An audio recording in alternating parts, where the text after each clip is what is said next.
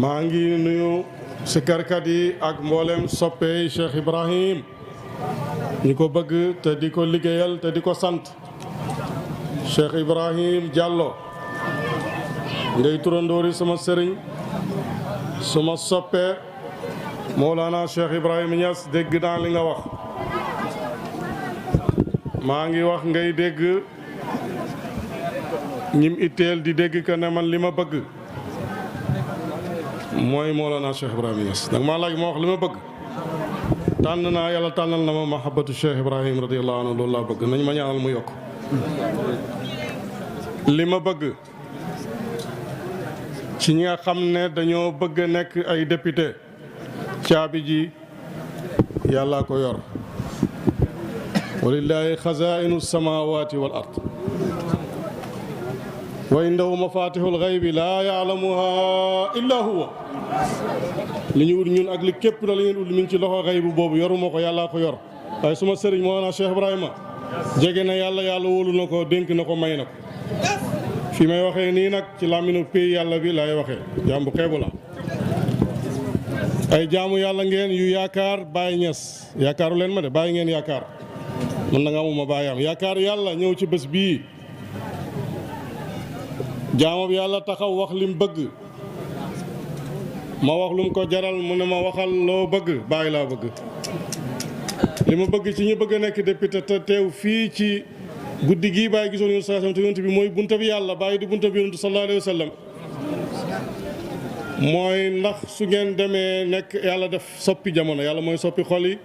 yàlla mooy dogal te lim dogal dara du ko dindi mooy buur keneen du buur du moom yu fi nekkul ci campagne rek wala di wër wala am mbooloo am ñu la topp yàlla la du keneen nekkul tamit ci sëriñ buy warlu man du ma sëriñ buy warlu damay ñaan rek waaye nag su ma dogoo yàlla def ko wallahi la ilaha illa loolu yàlla moo ma ko jagleel du ma dogoo ci sama bànneexi bakkan su ma ko defee rek du sotti bu subaa ñu waar ma wala ñu reetaan ma moo tax ma ne yàlla nga dikkal yàlla nga fi fekk ndax su yàlla dogalee yow Pape Demba jaama bi yàlla waxuma DG de Pape Demba jaama bi yàlla di taalibe Baay Ndey Astu jaama bi yàlla bëgg Baay Yusuf Ben Jeloum nekk fii waaye yàlla teew ndax su yàlla dogalee ñu ñaan ko mu nangul ñu su ngeen demee assemblée nationale ndax da ngeen dimbale l'islam alhamdulilah ndax su yàlla dogalee ngeen dem assemblée nationale ndax di ngeen dimbale askan wi bu baax a baax a baax ndax da ngeen bàyyi xel koosi d'accord ngeen loolu da ngeen bàyyi xel jaamu yàlla néew ju doole yi da ngeen fexe ba xuloo yi am assemblée ngeen dindil ko askan wi dindil ko président pare ngeen loolu kon nag honorable député Pape Demba bi tey maa ngi lay yóbbante boo demee assemblée na nga ragal yàlla na nga ragal askan wi nuyul ma waa assemblée te ngeen doxal dëgg ak man honorable député Ndeye Astou incha allah bu ngeen àggee assemblée nuyul ma waa assemblée te ngeen ragal yàlla te doxal dëgg wax leen ko seen collègue yooyu nga xam ne bu yàlla dogalee majorité bi am te seen campagne yi sabab lu la waaye caabi ji yàllaa ko yor te yonent bi la ko may te Cheikh Ibrahima mooy bunta bi yonent bi su ngeen demee wax leen ñooñu nga xam ne teewuñ jotal leen ne leen nañ yërëmaat askan wi nañ changé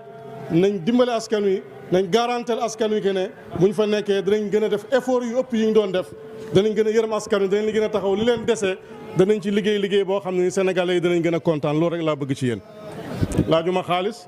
sartaaluma xaalis bëgg naa ko nag ñu def ko ci jaamu yàlla yi waaye loo ma jox lu la sa xol jox rek defal boo ma joxut dara tamit laajuma la benn dërëm lii laa amoon lu may wax ci yéen di leen dénk yàlla di ñaan ci barki guddi gii ci barkeb Cheikh Ibrahima mi nga xam ne waxoon na ne yonent bi moo ko dikkal Aboubacar dikkal ko ñu fanaan fii mu ne waqaa sururun munqati'un nazir mbégte moo xam ne nii mbégte mu mel amul ci mbégte moomu yàlla naa bég yàlla na ngeen bég yàlla na taalibe yi bég yàlla na képp ku ma sopp ku sopp baay bég loolu laa am lu ma ci wax wallahu ala ma naqulu wakilun insha allah